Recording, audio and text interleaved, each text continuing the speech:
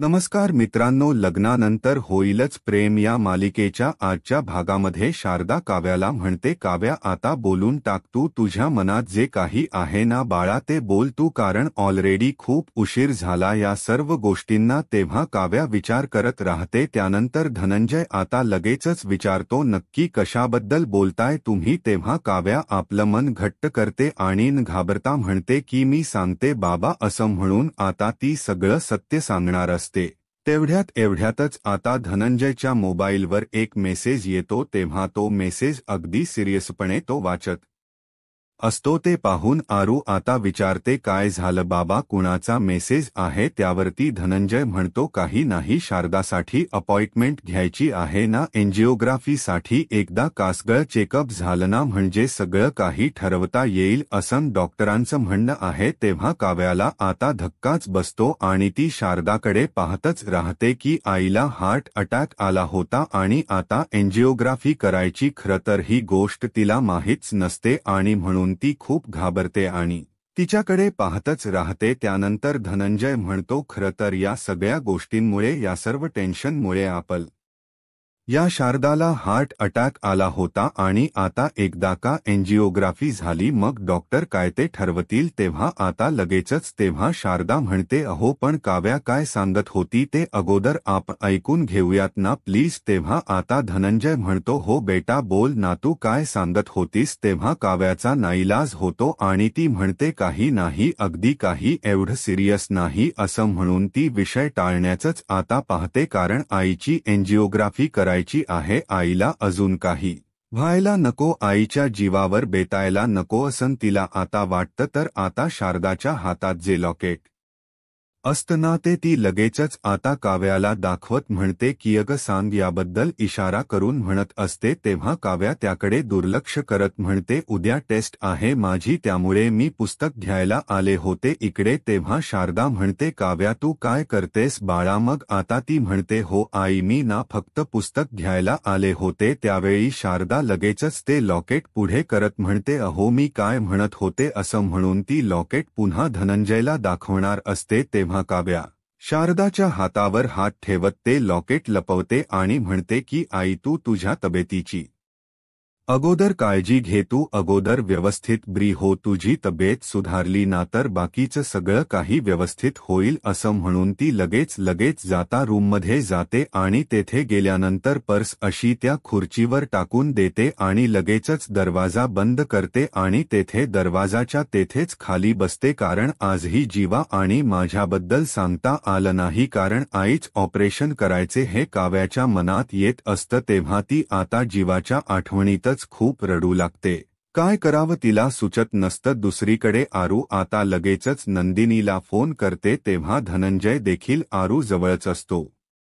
मग त्यावेळी आता नंदिनी विचारते, काय गारू अचानक असा कसा फोन केला, सगळं ठीक आहे ना तिकडे. तेव्हा आता मी कशी काय येणार तिकडे असं आता नंदिनी विचारते. तर आता काव्या इकडे आली आहे म्हटल्यानंतर मला वाटलं की तू सुद्धा येशील असं आरो म्हणते. तेव्हा आता नंदिनीला धक्का बसतो आणि ती विचारते, काय काव्या आलीये का तिकडे, पण मला काही सांगितलं नाही तिने. मग आता तुला सांगूनच आली असेल ना ती, आरू विचारते. तेव्हा आता लगेचच नंदिनी म्हणते की अगं नाही, मला नाही सांगून आली ती, आणि आसपास बाबा आहेत का. त्यावेळी आता आरो म्हणते, हो करेक्ट गेस केलंस तू. तेव्हा आता लगेचच धनंजय आरूकडून फोन घेतो आणि मग म्हणतो, नंदिनी बाळा तू सुद्धा यायला हवं होच ना. तेव्हा आता नंदिनी म्हणते, नाही बाबा तसं काही नाही, अहो ठरलं नव्हतं ना काही त्यामुळे मी नाही आले. मग तेव्हा धनंजय म्हणतो की हो मला वालच होतं, कारण काव्या अशी अचानक आली आणि मला ना जरा काळजीच वाटली तिची. तेव्हा नंदिनी एकदमच गप्प होऊन जाते, तिला काय करावं सुचत नाही. त्यावेळी धनंजय म्हणतो, अगोदर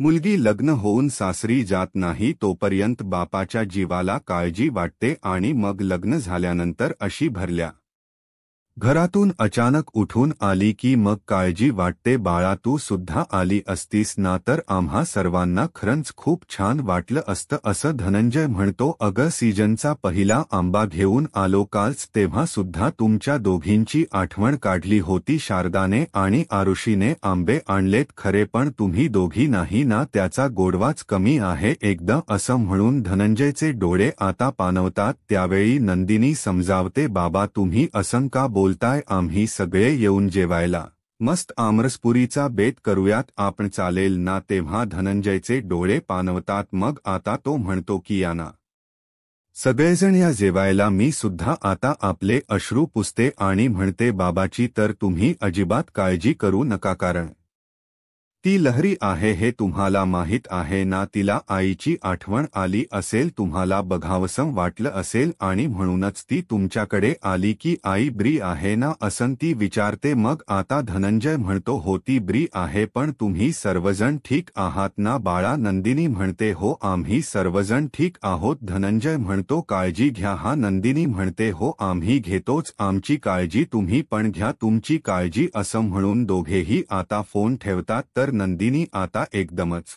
काळजीत असते तेवढ्यातच मानिनी आता नंदिनीला आवाज देत तेथे येते तेव्हा लगेचच आता मानिनी विचारते ऐक ना नंदिनी काव्याला कुठे बघितलंस का ग तू तेव्हा नंदिनीला जरा शॉक बसतो की आता काय सांगावं तेव्हा नंदिनी म्हणते हो अहो ती आईकडे गेलीये त्यावेळी मानिनी विचारते काय आत्ता एवढ्या रात्री मग आता नंदिनी म्हणते हो अहो गेली ती तेव्हा आता मानिनी लगेचच विचारते की एकटीच गेली का ती कारण पार्थने सोडलं असतं ना तिला असो कधी येणार आहे ती तेव्हा नंदिनी म्हणते की येईल लवकरच ती मग आता मानिनी विचारते अच्छा कधी येणार आहे हे तिने तुला सुद्धा सांगितलं नाही का मग आता नंदिनी म्हणते मला सांगितले तिने तरीही तिला फोन करून मी विचारते हा तेव्हा आता लगेचच मानिनी म्हणते मी चवळी भिजत घालत होते पण मला माहित नाही ना तुम्हा दोघींना चालते की नाही ते मी तिला शोधत होते चालते ना तिला पण मग आता नंदिनी म्हणते हो चालते काही हरकत नाही त्यावरती बाबा झोपले का असं नंदिनी विचारते मग आता मानिनी म्हणते नाही इतक्यात काय झोप लागते त्यांना कारण रम्याने जे काही केलं ना बाळा ते चांगलं नाही केलं आता आशिष भाऊजींना फोन करण्याचा ते प्रयत्न करतायत परंतु स्विच टॉप येतोय बघू आता काय होते ते तर दुसरीकडे काव्या आता खूपच रडत असते आणि म्हणते की मी नाही सांगू शकत माझ्या प्रेमाबद्दल आत्ता असं म्हणून ती खूपच रडत असते आणि म्हणते मी जर आता काही बोलले तर माझ्या एका कबुलीमुळे माझ्या आईची तब्येत खरंच खूप बिघडेल आणि बाबांना सुद्धा अगदी वेगळा त्रास होईल पण नाही माझ्या आनंदासाठी मी यांना ना अजिबातच त्रास नाही देऊ शकत असं काव्या मनाशी ठरवते अजून काही दिवस माझं प्रेम असं माझ्या आतमध्ये लपून ठेवावंच लागेल फक्त अजून काही दिवस असं म्हणून ती ते लॉकेट आता आपल्या हातात घेते आणि अशी छातीजवळ धरते आणि तिला जीवाची खूप आठवण येत असते त्यानंतर ती आता लगेचच उठते ते लॉकेट पुन्हा एकदा कपाटात ठेवून देते आणि तेथून एक पुस्तक घेते आणि पुन्हा आपल्या रूमकडे अगदी प्रेमानेच पाहत असते तिला तेथून आता जावसंच वाटत नसतं परंतु आता तिच्याही नाईलाज असतो मग आता ती कसे बसे आपले असू पुसते आणि लगेचच हॉलमध्ये येते म्हणते की आई बाबा अहो काय झालं तुम्ही तिघे एवढे टेन्शनमध्ये का बसलात अहो सहज तुम्हाला भेटायला आले होते मी हे पुस्तक घ्यायला आले होते इतकंच चेहरे बघा जरा तुमचे आणि हसा जरा त्यानंतर काव्या आता काळजीनेच विचारते की आई तू गोळ्या औषधं व्यवस्थित घेतीये ना बाबा घेतीये ना आई व्यवस्थित गोळे औषध तेव्हा आता धनंजय म्हणतो हो काव्या सांगते बाबा जर आईने गोळ्या औषध व्यवस्थित घेतली नाही वेळेत तर सरळ मला फोन करायचा तेव्हा आरू म्हणते आम्ही तुला फोन करू आमचा कॉल रिसीव्ह करशील ना त्यावेळी आता लगेचच ती म्हणते हो करणार पण तू तुझा फोन अजिबात जास्त वेळ हातात घेऊ नकोस कारण सेमिस्टर आहे नीट अभ्यास करा हा आणि पार्किंगसाठी कोणाशी भांडू नकोस आता कॉलेजमध्ये असं म्हणून लगेचच ती आता युगवरून तिला चिडवू लागते तेव्हा आरू म्हणते गप्प बस त्यानंतर धनंजय आता विचारतो काव्या बाळा घरातील सगळेजण ठीक आहेत ना सासू सासरे? नंदिनी जीवा पार्थ त्यावेळी काव्या हसतच म्हणते, हो बाबा सगळेजण ठीक आहेत, तुम्ही अजिबात काही काळजी करू नका. हसती म्हणते. धनंजय लाडानेच तिला जवळ घेतो आणि म्हणतो की किती समजूतदार झाली आहे माझी काव्या. तेव्हा आहेच मी समजूतदार असं काव्या म्हणते. तेव्हा आता अगं दुपारीच तुझी आठवण काढली होती, कारण आमरस केला होता अगदी तुझ्या आवडीचा चा वेलची घालून. तेव्हा ती म्हणते हो का, मग आता धनंजय म्हणतो तू खातेस का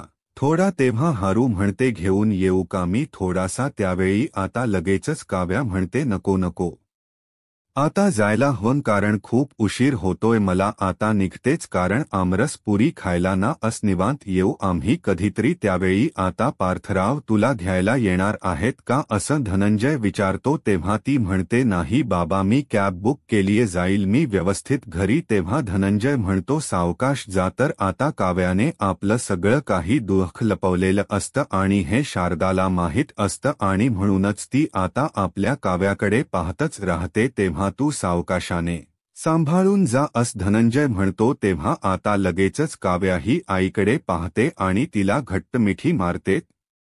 यावेळी आरू म्हणते मी सुद्धा असं म्हणून तीही त्या दोघींना जवळ घेते. तर काव्या प्रेमानेच आता आरूच्या डोक्यावरून हात फिरवते. तिलाही आनंद होतो की काव्याचा मूड आज ठीक आहे. मग आता काव्या पुन्हा काळजी घे असं आईला म्हणते आणि पुन्हा एकदा जवळ घेते. शारदाला आपल्या लेकीच्या मनात काय दुःख आहे हे कळत असतं आणि म्हणूनच ती काव्याकडे पाहत राहते. त्यानंतर ती आता लगेचच सर्वांचा निरोप घेऊन तेथून जाते. तर आरू म्हणते काव्या थोड्या वेळासाठी आली पण खूप मज्जा आली ना? मग आता शारदा म्हणते हो ना, मला तिची आठवण आली आणि खरंचच माझं लेकरू मला भेटायला आलं. तेव्हा आता लगेचच धनंजय म्हणतो हो ना, अशी अचानकच आली पण आरुषी बेटा जा आईला तीच या रूममध्ये घेऊन, कारण बराच वेळ झाला ती जागी आहे. तेव्हा धनंजय आता विचार करत असतो नक्की काय चाललंय, कारण काव्या आली ना तेव्हा वेगळ्याच मूडमध्ये होती आणि आता जरा वेगळ्याच मूडमध्ये आहे. फक्त पुस्तक घेण्यासाठी इतक्या उशिरा घरी आली आणि ते तर अगदी आरुषीनेच नेऊन दिलं असतं. नक्की हेच कारण आहे की दुसरं काहीतरी, असा धनंजय आता मनात विचार करत असतो, कारण त्याला वेगळाच डाऊट आलेला असतो. इकडे आता नंदिनी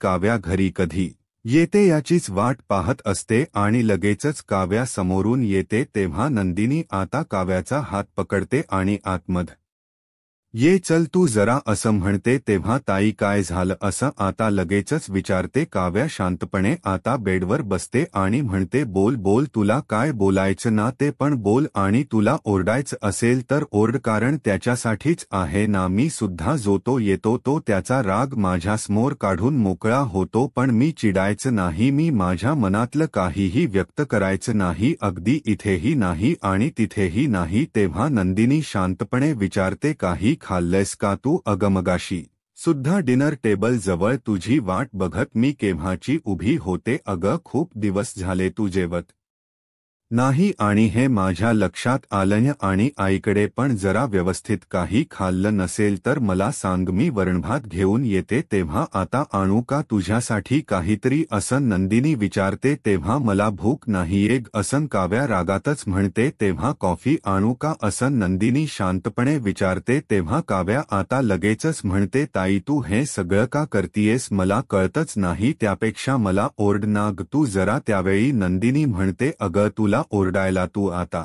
लहान नाही आहे ना, आणि तुला ओरडण्यासाठी तर मी नाहीच आले इथे. मला एवढंच म्हणायचं होतं की आईकडे जातीयस तर मला किंवा आईला सांगून जायचं होच ना? अगं नाही, मला निदान पारला तरी सांगून जायचं होच ना असं नंदिनी म्हणते. तेव्हा काव्यात आता रागातच विचारते एक मिनिट, त्यांचा काय संबंध? मी त्यांना कुणीही मानत नाही. हा ताई मी अगोदरच तुला सांगतीये, मी नाहीये कुणाला अन्सरेबल. तेव्हा नंदिनी आता म्हणते की आपली काळजी करणाऱ्या प्रत्येक माणसाला ना काव्या आपण अन्सरेबल असतो. मला फक्त एवढंच म्हणायचं की तू सांगून जायला होतच, बाकी काहीच नाही. तेव्हा काव्या आता रागातच म्हणते मला गरजच नाही वाटली कुणाला काही सांगायची, कारण माझी इच्छा झाली आणि मी मग गेले. आता स्वतःच्या घरी जाण्यासाठी सुद्धा विचारून ऊन जावं लागेल का असं ती नंदिनीला जा विचारते. तेव्हा नंदिनी हसतच म्हणते, बाळा अगं विचारून नाही पण कळवून जा असं म्हणाले ना मी. अगं तुला वाटतं परंतु आपल्या आई बाबांसारखीच इथे प्रत्येकाला आपली काळजी वाटत असते अगं खरंच. तेव्हा काव्या रागातच नंदिनीकडे पाहते. मग त्यावर ती नंदिनी तिच्यावर चिडता लगेचच म्हणते, अगं आता थोड्या वेळापूर्वी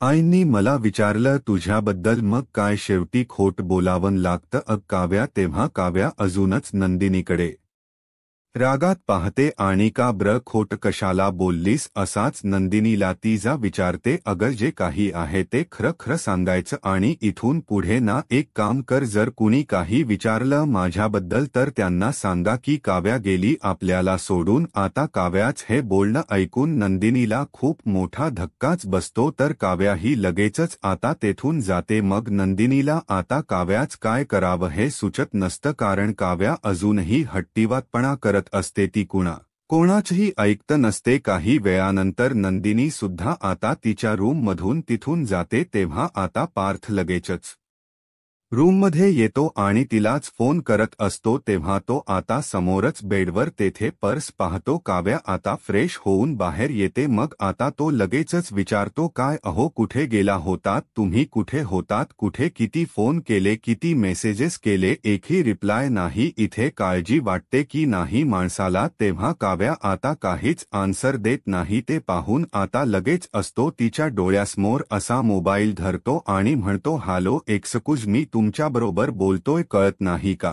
तुम्हाला. तेव्हा ती आता म्हणते, ऐकायला येते हो मला. तेव्हा लगेचच पार्थ विचारतो, बोला ना मग कुठे गेला होता तुम्ही. तेव्हा आता ती म्हणते, घरी गेले होते, उद्या माझी टेस्ट आहे ना मला. हो होतं पुस्तक आणि म्हणून मी गेले समजलं. तेव्हा काव्याच हे उत्तर ऐकून पार्थ एकदमच गप्प राहतो. तेव्हा ती विचारते, बस झालं आता, काही उत्तर हव्य का अजून नाही ना. त्यानंतर आता तो ते पुस्तक पाहतो तर आता तो म्हणतो, भाऊ अंतरीचे, अहो ही तर कादंबरी आहे, तुम्ही टेस्टमध्ये काय या कादंबरीतल वाचून लिहिणार होतात की काय, तुम्ही खोट बोलताय ना सांगा ब्र. तेव्हा काव्या पुस्तक हिसकावून घेत म्हणते की खोट कशाला बोलू, मी खरं बोलते, मी माझ्या घरीच गेले होते आणि माझ्या घरूनच मी हे पुस्तक सुद्धा घेऊन आली आहे आणि माझ्यावर विश्वास नसेल तर त्यांना फोन करून विचारा समजलं. तेव्हा पार्थ आता एकदम घाबरतोच कारण काव्या खूप मोठ्याने बोलत असते. तर आता लगेचच काव्या म्हणते, तुमची सुद्धा ना कमाल आहे पार्थ, प्रत्येक वेळी ना मी जरी कुठे गेले ना बाहेर तरी लगेच तुम्हाला जाणून घ्यायचं असतं, विचारायचं असतं की तू कुठे गेली होतीस, कधीतरी का गेला होतात असा प्रश्न सुद्धा विचारा ना. कारण आता सुद्धा घरी जाण्यासाठी पुस्तक हे कारण नव्हतं, खरं कारण हे होतं की मला या घरामध्ये ना